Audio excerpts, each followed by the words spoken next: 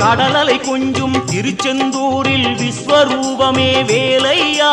பழமுதி சோலை அறுபடை வீடும் புண்ணிய தரிசனம் முருகையா திருநீர் அணிந்து வரும் போது நெஞ்சில் நிம்மதி பிறக்குது கந்தையா சுகனே சிவனார் மகனே உன்னை பாட பாட சுகமாகுதையா வேல் முருகா அரோகரா அரோகரா வேல் முருகா